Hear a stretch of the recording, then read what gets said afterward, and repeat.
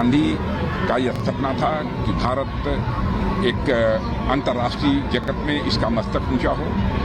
तो एक नई सोच के साथ, एक नए उमंग के साथ नए भारत का निर्माण तो हो ही रहा है, लेकिन साथ ही बापूजी की एक मंशा थी आज़ादी हासिल होने के बाद कि कांग्रेस को भंग कर देना चाहिए, लेकिन कांग्रेस ने महात्मा गांधी या बापूजी की बात नहीं मानी। मुझे लगता है कि जनता ने अब ठान लिया है इस बार कि बापूजी का जो संकल्प था उस समय आज़ादी हासिल होने के बाद कि कांग्रेस को भंग कर देना चाहिए, तो कांग्रेस ने नहीं भंग किया, तब उसको पूरी तरह से भारत की राजनीति से यहाँ की जनता ही समाप्त करेगी। मैं आश्वस्त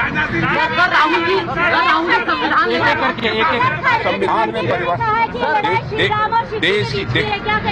देश की जनता को गुमराह करके देश की जनता की आंखों में धूल झोंक ये लोग समर्थन हासिल करते हैं।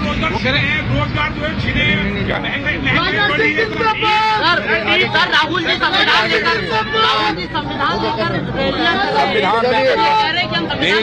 देश की जनता को गुमराह कर रहा है।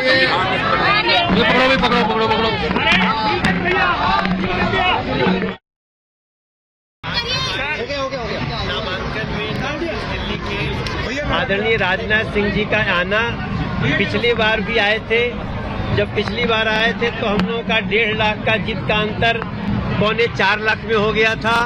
अब इस बार फिर से आदरणीय राजनाथ सिंह जी नरेंद्र मोदी जी के उस भाव को लेकर के आए हैं और निश्चित रूप से ये क्षेत्र की जनता जो भाव दिखा रही है, नया रिकॉर्ड बनेगा जीत का। मैं मानता हूं पूरे दिल्ली प्रदेश में भारतीय जनता पार्टी सभी सीटों पर शानदार विजय हासिल करने जा रही है और अब तक जो 2 चरणों के चुनाव संपन्न हुए हैं उनसे स्थिति अब पूरी तरह से स्पष्ट हो चुकी है कि हम लोगों ने जो 400 पार का लक्ष्य निर्धारित किया था वह 400 पार के लक्ष्य को हम निश्चित रूप से हासिल करेंगे। खड़ी होने लगेगी। आपके तो भजन भी चल रहे, राम के थे, राम के हैं, राम के रहेंगे, लेकिन एक और भाव है। बस एक लास्ट सवाल मनोज जी,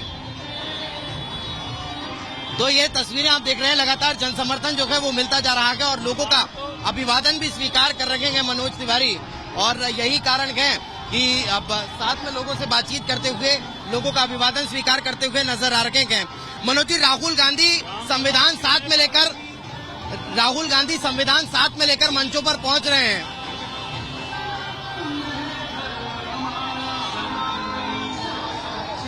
मनोज जी, राहुल गांधी संविधान लेकर मंच पर पहुंच रहे हैं और कह रहे हैं कि ये लोग संविधान बदलेंगे, हम संविधान को बचाने वाले हैं।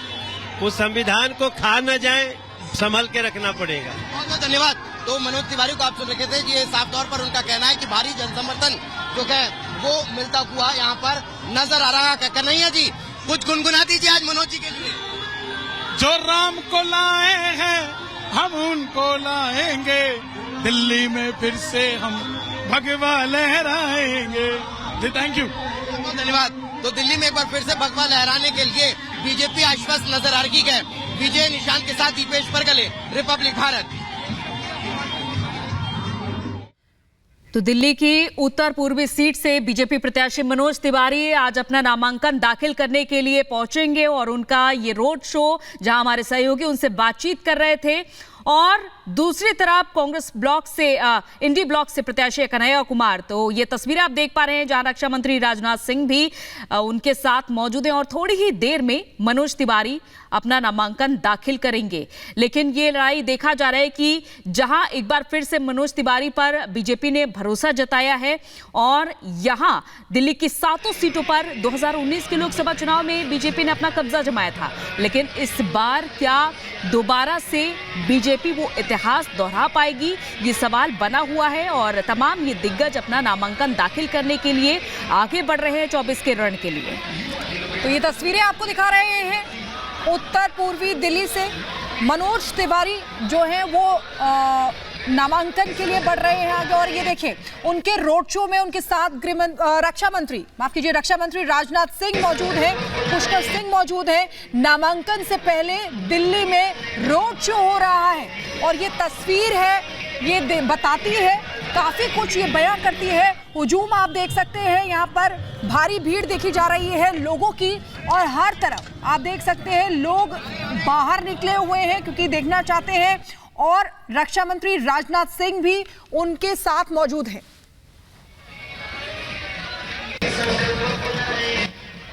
तो ये बड़ा हुजूम उनके साथ उमड़ा हुआ है। आप जैसा कि देख सकते हैं ये रोड शो आगे बढ़ रहा है और सीधा कलेक्ट्रेट ऑफिस के लिए ये रोड शो बढ़ता हुआ, जहां पर मनोज तिवारी आज अपना नामांकन दाखिल करेंगे और उनके साथ रक्षा मंत्री राजनाथ सिंह और सिंगर कन्हैया मौजूद हैं। लेकिन यहां पर देखने वाली बात है कि मनोज तिवारी किस तरह से खुद को इस रण में साबित करने वाले हैं, क्योंकि एक तरफ ये देखा जा रहा है कि कांग्रेस का जो मैनिफेस्टो है वो इस बार बीजेपी के लिए बड़ा मुद्दा बन चुका है, तो दूसरी तरफ अभी थोड़ी देर पहले हमारे सहयोगी दीपेश जब उनसे बातचीत कर रहे थे कि संविधान को लेकर के घूमने की बात कह रहे हैं राहुल गांधी, तो उन्होंने सीधे तौर पर मनोज तिवारी ने कहा कि वो उनका बस नहीं चल रहा है वरना संविधान को वो खा जाए। तो इस तरह की टिप्पणियां लगातार बीजेपी की ओर से भी देखी जा रही है। हालांकि वार पलटवार का जो दौर है वो भी जारी है, बयानों के तीर भी नुकीले हो रहे हैं, लेकिन इस बीच प्रचार प्रसार और नामांकन का दौर भी जारी है, जहां छठे चरण में चुनाव होने हैं दिल्ली में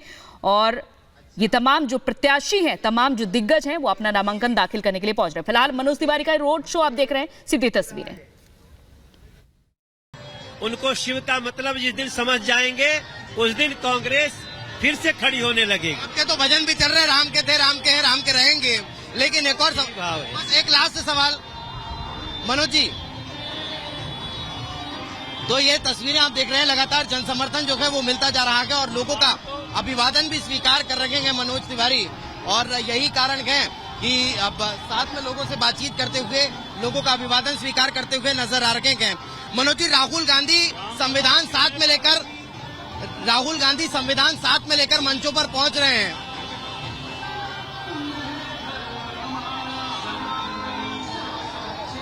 मनोज जी, राहुल गांधी संविधान लेकर मंच पर पहुंच रहे हैं और कह रहे हैं कि ये लोग संविधान बदलेंगे, हम संविधान को बचाने वाले हैं। उस संविधान को खा न जाए, संभल के रखना पड़ेगा। बहुत बहुत धन्यवाद। तो मनोज तिवारी को आप सुन रखे थे, ये साफ तौर पर उनका कहना है कि भारी जनसमर्थन जो है वो मिलता हुआ यहाँ पर नजर आ रहा है। कन्हैया जी, कुछ गुनगुना दीजिए आज मनोज जी के लिए। जो राम को लाए हैं हम उनको लाएंगे, दिल्ली में फिर से हम भगवा लहराएंगे। Thank you. और फिर से आदरणीय राजनाथ सिंह जी नरेंद्र मोदी जी के उस भाव को लेकर के आए हैं और निश्चित रूप से ये क्षेत्र की जनता जो भाव दिखा रही है, नया रिकॉर्ड बनेगा जीत का। बाकी सर बोलेंगे आपसे।